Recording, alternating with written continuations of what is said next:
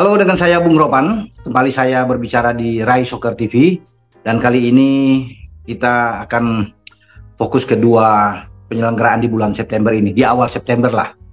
Ya, di mana STY atau Sintayong, pelatih kepala tim senior, harus mempersiapkan skuadnya. 24 pemain dia sudah umumkan, dia sudah panggil untuk bersiap menghadapi Turkmenistan senior itu di Gelora Bung Tomo di Surabaya pada tanggal 8 September. Sehari kemudian pada tanggal 9 juga STY sudah memanggil sejumlah pemain, ada 27 pemain di tim U23 yang akan mengikuti babak kualifikasi U23 Piala Asia ya, di mana kita berada di grup K bersama dengan Cina Taipei dan juga dengan Turkmenistan U23. Nah, itu akan berlangsung di Stadion Manahan Solo tanggal 9 dan 12. Laga tanggal 9 itu berhadapan dengan Cina Taipei dan kemudian tanggal 12 berhadapan dengan Turkmenistan. Nah, PSSI menargetkan ya bahwa tim U23 kita itu harus lolos dari grup K. Ya kan? Ini hanya berisikan 3 tim. Kalah sekali berbahaya bagi Indonesia dan langsung out. Makanya kita harus menang semua. Untuk aman kita lolos ke babak berikutnya, di mana tahun depan itu akan berlangsung di Qatar di antara bulan April dan Mei 2024. Nah, kita berharap bahwa sebagai tuan rumah yang ditunjuk ya oleh AFC, kita harus manfaatkan ini dan itu menjadi fokus utama bagi STY. Ya, tapi dia harus bisa melihat dulu pertandingan di Surabaya di mana Jordi Amat dan kawan-kawan akan bertarung dengan Turkmenistan senior. Ya, sejumlah pemain sudah diumumkan dan pasti teman-teman sudah tahu bahwa siapa-siapa yang ada di tim senior dan siapa-siapa juga yang ada tim U23. Nah, kita lihat ke tim senior. Ya, ini penting juga untuk menyangkut poin kita di peringkat FIFA. Kita kan di 150 saat ini. Siapa tahu kita bisa menang dan itu harus bisa menang karena ini sebagai tuan rumah.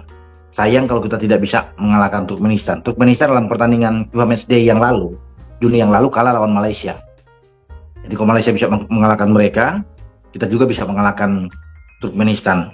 Tetapi ada satu perubahan yang terjadi bahwa pemain-pemain muda U23 yang tadinya itu banyak memperkuat di tim senior, ya seperti Pratama Arhan, Elkan Bagot, kemudian ada Ivar Janer, ada Rafael Struik, Marcelino Ferdinand. Nah, semua ini ya termasuk dengan Witan Sulaiman itu diangkut oleh STY untuk memperkuat tim U23 di Solo. Jadi mereka tidak bergabung dengan tim senior.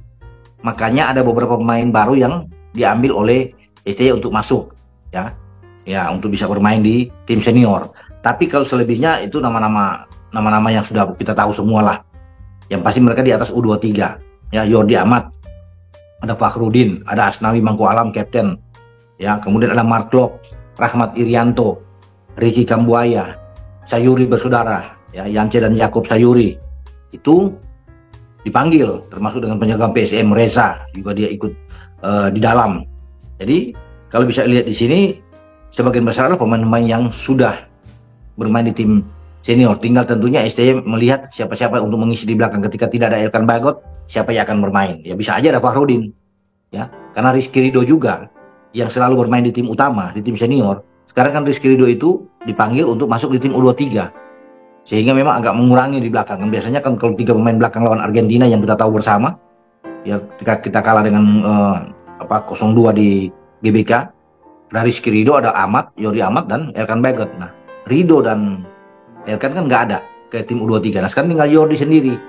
Pasti ada Fakhrudin di sana. Kalau bermain dengan 2 back ya bisa ada Fakhrudin yang kita taruh di sana.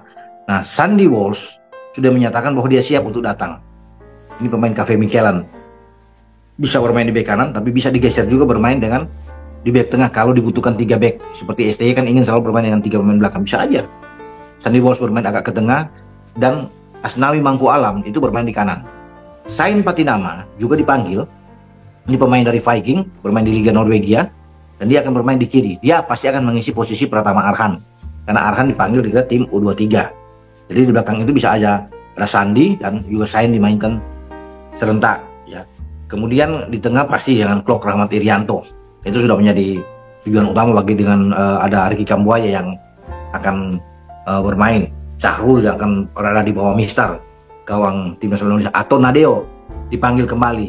Karena kan ada beberapa pemain yang tadinya bermain di tim senior, kemudian tidak dipanggil lagi. Nah sekarang itu STY memanggil mereka lagi, yaitu yang Nadeo Argawinata, yaitu dipanggil untuk bisa bermain di bawah Mistar ya, di tim nasional senior kita. Selain Nadeo ada Egy ya, Egy Maulana Fikri yang sekarang bermain di Dewa United.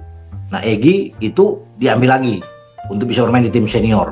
Jadi semoga Egy bisa menunjukkan lagi kebolehan dia, ya kepiawaian dia di bermain di tim senior, sehingga dia bisa terus bisa menjadi apa ya, jaminan bagi STY untuk terus bisa berada di tim senior. Inilah kesempatan bagi Egy, bagi juga Nadeo. Kalau langsung dimainkan di starting line up menghadapi Turkmenistan, Nadeo harus bisa menunjukkan kemampuan dia ya, karena ada penjaga gawang muda juga yang sedang bagus, yang kita Hernando Ari, yang sekarang juga diplot ke tim U23.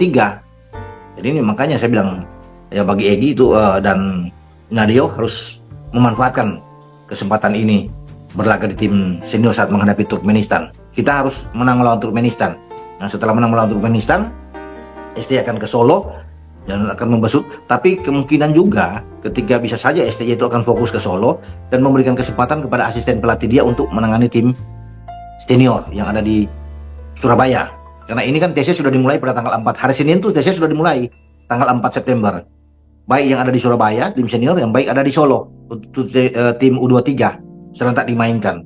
Jadi memang STY dihadapkan pada hari-hari yang sangat sibuk. Namun sekali lagi, target dia harus membawa tim U23 ini lolos. Karena ini menjadi sejarah bagi Indonesia yang tidak pernah lolos ke putaran final di U23. Saatnya kita memberikan itu. Dan kalau kita lolos tentunya akan tercatat sebagai sebuah hadiah besar bagi kita. Karena STY juga kan meloloskan tim senior untuk bertanding nantinya di Qatar tahun depan. Pada bulan Januari dan Februari, tim senior kita akan berlangsung di putaran final. Jadi kalau dua-dua akan ada di Qatar kan bagus ya bagi Indonesia. Dan itu menjadi harapan bagi Ketua Umum Erick Thohir untuk melihat bahwa tim U23 kita yang bermain di Solo harus lolos ke babak selanjutnya. Ya kita doakan bersama ya, bagi penelitian, bagi penggemar sepak bola Indonesia, bahwa baik yang bermain di Surabaya atau bermain di Solo, semua akan mendapatkan hasil yang positif yang membuat kita tentunya gembira dengan hasil-hasil yang baik. Dengan saya, Bung Ropan, ingat bola itu bulat, giring terus.